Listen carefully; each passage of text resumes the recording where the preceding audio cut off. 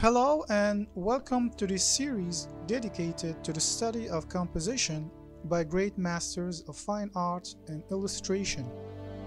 This episode features the artworks of one of my favorite artists, the great Dean Cornwell. Cornwell is a terrific illustrator, but he is by far a master of composition. His amazing paintings show craft and artistry. They are well thought and well designed for maximum clarity and impact. Without further ado, let's see how a master such as him compose, structure, and organize his paintings. But first, if we want to understand his approach, we need to discover his mindset about it. As he said himself, there is no rule to good composition. The subject matter and the spirit or idea should dictate and govern the composition of any particular picture. This clearly suggests that the rules are more of a flexible guidelines. In the case of Cornwell, he certainly knew those rules and knew when to break them. This clearly suggests that the rules are more of a flexible guidelines. In the case of Cornwell, he certainly knew those rules and knew when to break them. He also said, a good composition must be a good abstraction. I think what he means by that is that a picture should be designed and structured in a simple, clear, and impactful manner. So let's start with this painting titled Kindred of the Dust and see how he designs his pictures. First thing to notice here is the use of a very limited color palette, mostly analogous colors. The dominant color is a desaturated red, a darker variation of it, and a subordinate desaturated orange. The accent color is a complementary desaturated blue. If we zoom out, the picture seems almost monochromatic. Why? One of the reasons is because of the values. Cornwell is a master at controlling values. His values are most of the time limited to 3 or 4. Again, why? Because of his approach or use of the principle of value grouping. As we see in here, thanks to the cutout filter, Cornwell manages to link and merge various shapes or areas by assigning them the same value range. You can notice there are 4 of them. Here's 1, 2, 3, and 4. Again, we should ask why. Well, it helps unify the picture and, most importantly, create an overall shape design. This is the good abstraction he was talking about. We see clearly here 2 opposing shapes, 2 rectangles and a triangle. Notice that he applied the design principles of big, medium, and small shapes. These shapes also operate on a symbolic and psychological level. The horizontal rectangles suggest stability, and the vertical triangle suggests strength. This design might seem deceptively simple, but it is much more complex and has another function. Cornwell put symbols and hidden meaning in those rectangles. If we go deeper and look into the details of those shapes, we will notice that the 2 rectangles mimic or refer to the 2 figures' condition. The bigger and dominant one, which is in fact a tapestry, refers to the strength of the young man and his moral quality. This is emphasized by the drawing of a knight on a horse behind him. The small rectangle, which is a bench, refers to the old man and his physical weakness. This is also emphasized with the walking stick. I may seem to have digressed in here and walked into the realm of interpretation, but in my opinion, this does show that the abstract design isn't only a visual device or an attention grabber. It also has a function and a meaning. Cornwell clearly thought about it and designed everything very carefully. The limited color and value range, the abstract quality, the design, and visual narration give balance, clarity, focus, and meaning to the piece. Knowing all of this, we should all appreciate his artwork even more. But we are not finished yet with composition. We've just started. There are other elements and rules to study and take into consideration. So, how does he convey the idea of strength and weakness through the gesture or the figure's pose? You will notice that the young man's posture is straight while the old man's is curved. His head is down, his spine curved, and his legs are bent. Cornwell usually chooses an overhead diagonal lighting scenario, which produces contrasted areas of light and dark, and brings mood, mystery, and dynamism to the picture. Let's continue and see which composition rules he did follow. We can see that he divided the canvas into halves, but the piece is mainly asymmetrical. And if we check the rule of thirds, we see that the points of interest are perfectly hitting their marks in the top right side and left down side of the line's intersection. And so is the golden ratio. Looking at the golden spiral, we see that it also lines up perfectly. Notice the subtle elements and patterns used as guiding lines to suggest the spiral and leads the viewer's eyes to the center of interest. One thing we will notice in his paintings is the use of a triangular design. Shapes and elements are smartly composed and aligned to form a triangle. Mostly, and as we will see in other paintings, he achieved that with a simple trick: bending the figure's arms. If you look closely, we see that he also composed his paintings through a rectangular grid that can be subdivided. All the major and minor elements fall into that compositional grid. Not only that, but the smart placement of several elements and the way they shape subtly align with each other helps create what you would call converging lines. It is like connecting dots. Cornwell uses shapes, gesture, and patterns as guiding lines to lead us toward the focus of the piece.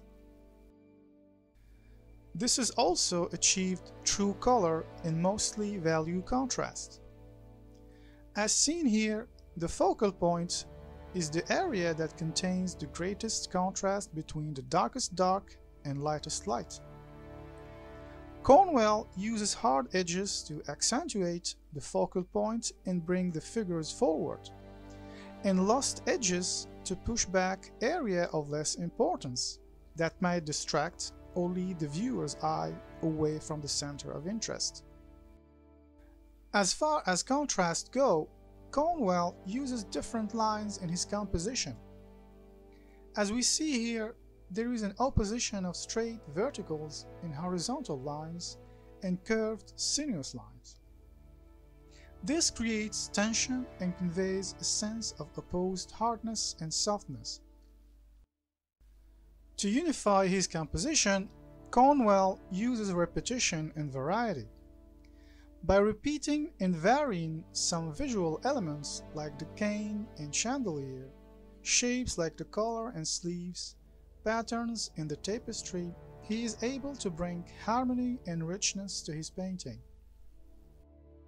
What is fascinating is that Cornwell achieves all of this with deceptive simplicity, an economy of line and marks making. No over-rendering, everything is there to serve a purpose and bring his initial idea into life. Okay, let's study another painting titled Garden of Peril and see if he keeps or changes his compositional techniques. Again, we see that he uses a very limited color palette, only 4: red, orange, and yellow. These are analogous colors. The dominant color is a desaturated orange, a darker variation of it, and a subordinate desaturated red and yellow. The accent color isn't a complementary though. It is a medium dark red. Let's move on to the values. Again, he only uses 3, with slight variations. Cornwell still merges various shapes and areas by assigning the same value range. But this time, there are only 3 of them. Here is 1, 2, and 3. Now, let's see what shape design it does create. We can see here that it is a little bit different and complex than before, but the same principles are applied. There is an opposition between rectangles and triangles and a much complex shape made of triangles and curves. Of course, these also help balance the element of the piece. Okay, now gesture. The use of S-curved shapes and lines emphasize the movement and how off-balance the figures are. Lighting. Again, an overhead diagonal light. Now, that is interesting. The half division here suggests that the composition is kind of symmetrical. If we check the dynamic symmetry grid, we can see that it is the case. A quick look at the rule of third shows us that the figures are aligned to each of the top intersection. The golden spiral lines up nicely, and again, the subtle elements serve as guiding lines to lead us to the center of interest, which is the man's face. And here we go again with the same principle of using a triangular design. Once more, shapes and elements are smartly aligned to form a triangle and lead us to the center of interest. Now, let's check the rectangular grid and its subdivision. Once again, we see that the major elements fall into place. Let's see also how the placement and subtle alignment of several elements help create conversion line. The top of the woman's head aligned with her shoulder and the man's right arm. The woman's right forearm aligned with the man's calf. Take a minute and pause the video to connect the rest of the dots. Again, as we see here, Cornwell uses shapes and lines to guide and lead the viewer's eye toward the figures in the center of interest. It starts from the bottom, then goes up, turns, goes down, and up again like in a circle. As seen before, Cornwell uses color and value contrast to attract us to the focal point, which is the man's face. And again, we see here a strong opposition between straight lines and curved lines. The principle of repetition and variety is also applied here. Notice the different hand poses, the curved line, the domed shapes, the tiles. Alright, let's see another painting. This one is titled The Red Shawl. Once again, a limited palette of 4 colors, analogous colors, red and yellow.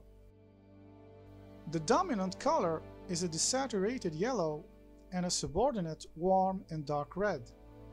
The accent color is a complementary dark green. Values. Again, only 4. Cornwell still used the rule of merging values. It is a little bit more complex this time, but we can see that there are 3 major areas. Here's 1, 2, and 3. Shape design. We can see here the same principles are applied: big, medium, and small. And we can see varied triangular shapes, edgy zigzags with quite symbolic charge. These designs again help balance the elements of the piece. Gesture. Cornwell seems to favor S-curved shapes and lines to emphasize the figure's movement. Lighting. This time we have a top lighting that creates a dark and dramatic scene. The half division shows an asymmetrical composition. The rule of thirds shows us that the figures are here also aligned to the top of each intersection. The golden spiral is well composed.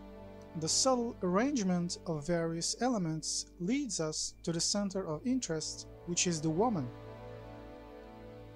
Now, if we check the diagonals, we notice that they line up perfectly. Once more, we see the idiosyncrasy of using overlapping triangular design. Several elements form a triangle and lead us to the point of interest.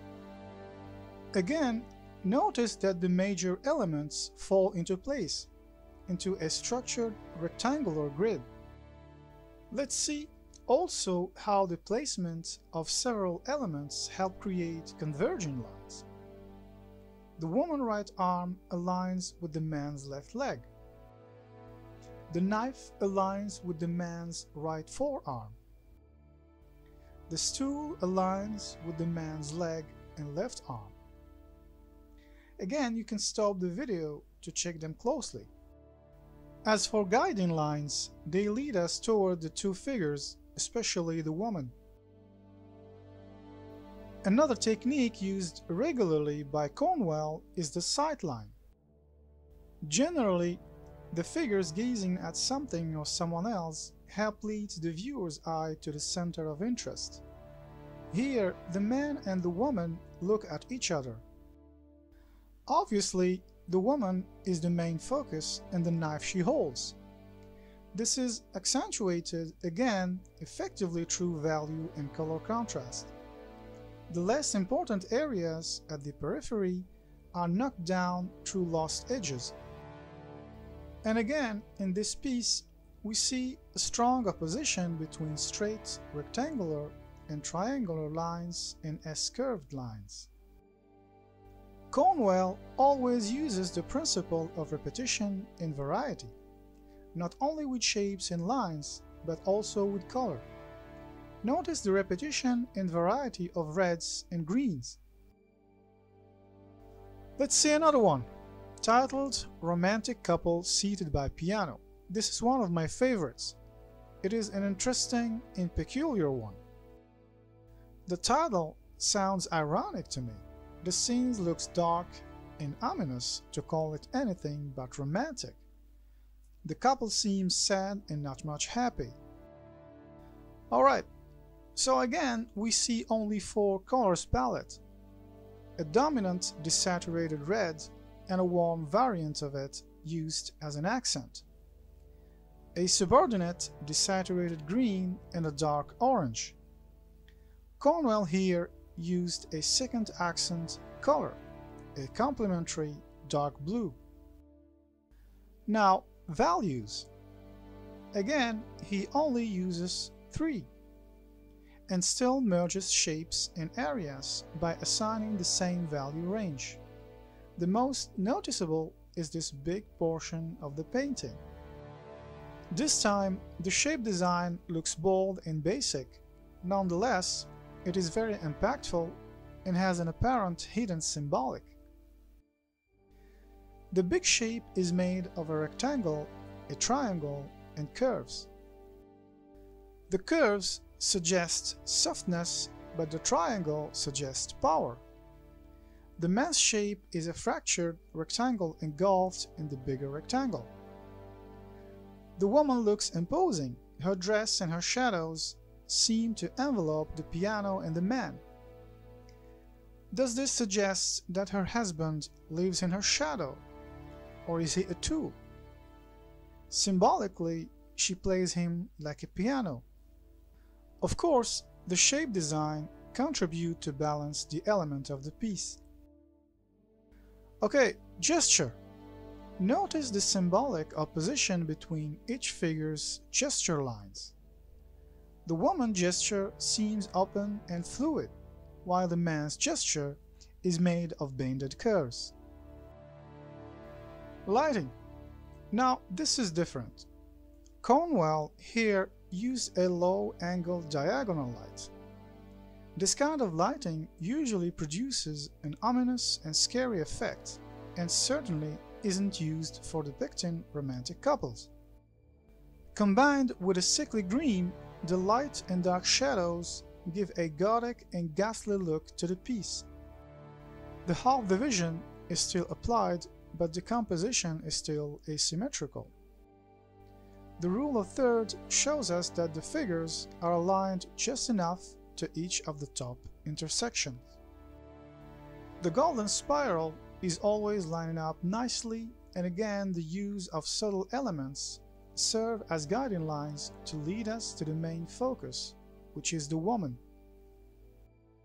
Again, Cornwell used the same principle of triangular design.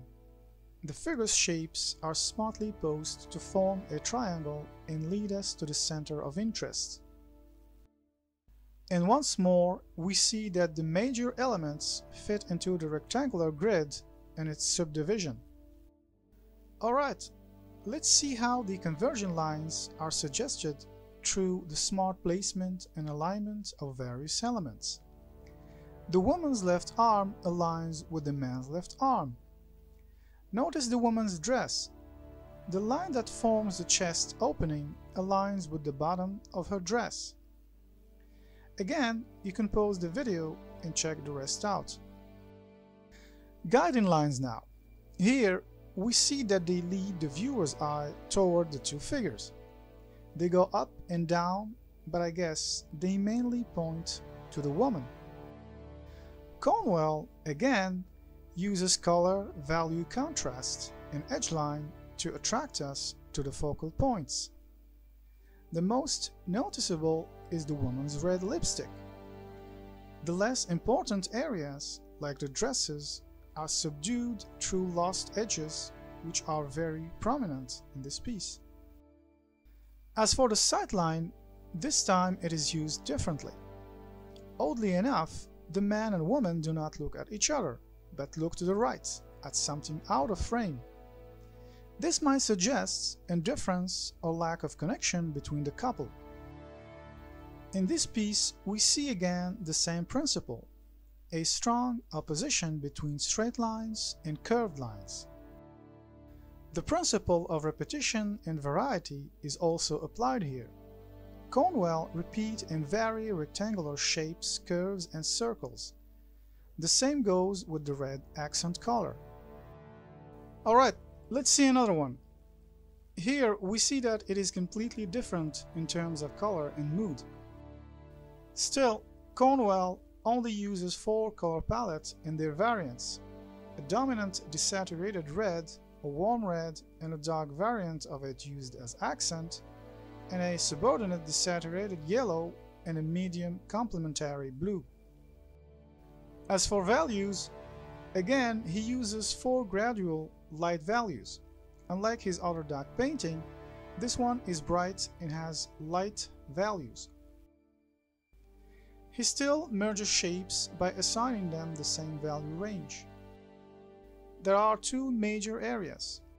However, he manages to define the figures with subtle edge lines and brush marks.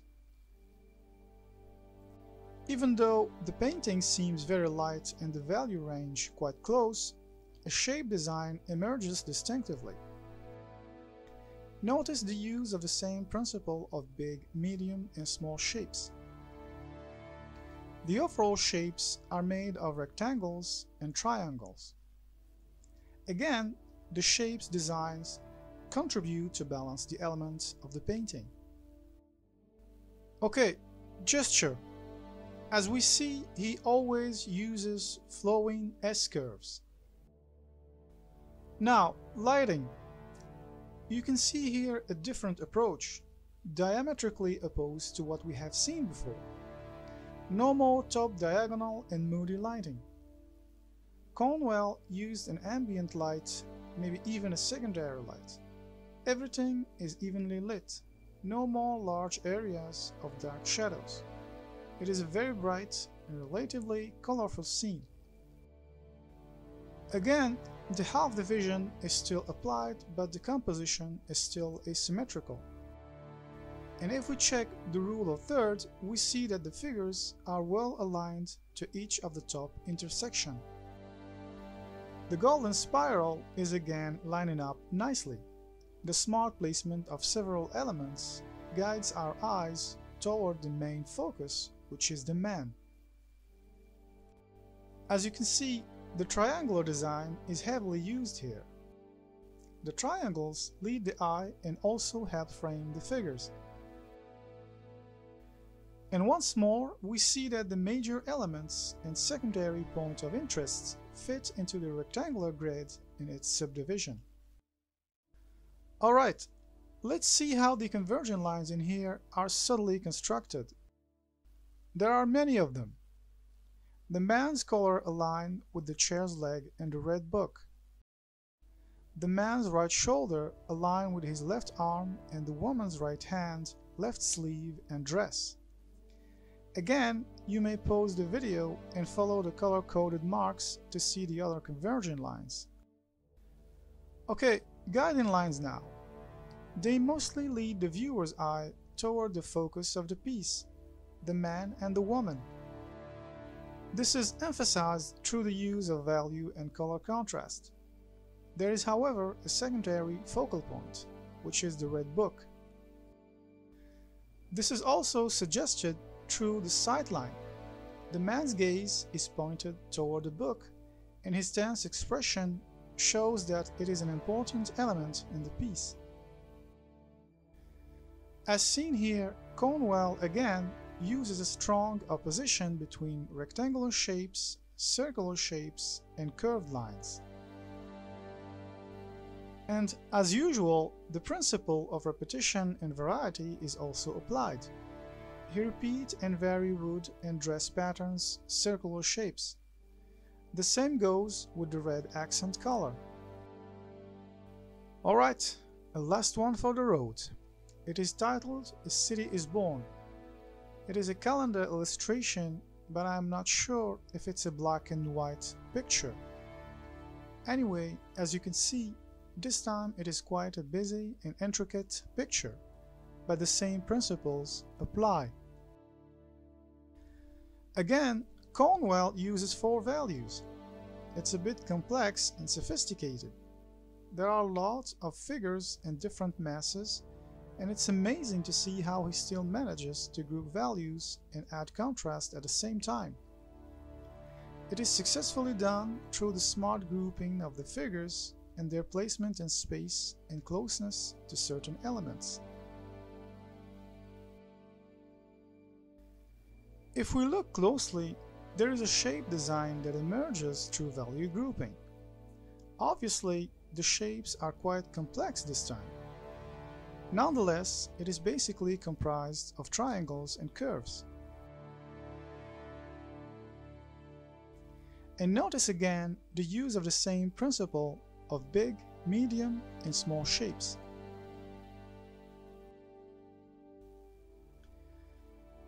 Even though the picture is complex, its elements are well balanced. There are 4 grouped masses separated in 4 areas. Everything is clear and well defined. Okay, gesture. Opposed to the dynamism of earlier examples, we see in here that it is quite static. All the major figures are standing immobile with bended arms except for 1 man and 2 kids. This provides some kind of gesture contrast. Now, lighting. Here we have a natural soft overhead lighting. There are no large and dark shadow areas. Cornwell needed everything to be clear and visible. Again, there is a clear half division, but the composition is nonetheless asymmetrical. And if we check the rule of the third, we see that the important figures are again perfectly aligned to each of the top intersections. The golden spiral once more lines up nicely. If you follow the dots, you see that several elements and shapes guide our eyes toward the main focus, which is the man with a scroll. Cornwell, as usual, rely heavily on triangular designs. We see here a bunch of overlapping triangles that lead the viewer's eye and also help frame the figures. As I mentioned before, one of Cornwell's idiosyncrasies and tricks is how his figures always bend their arms or put them on their hips. That way, the bust forms a triangular shape.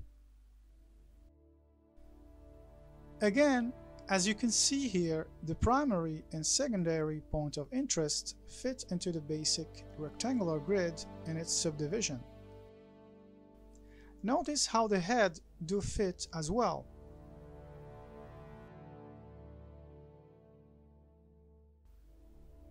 Okay, converging lines. Again, there are many of them. I cannot describe them all, but you can pause the video and follow the color-coded marks to see how they are aligned.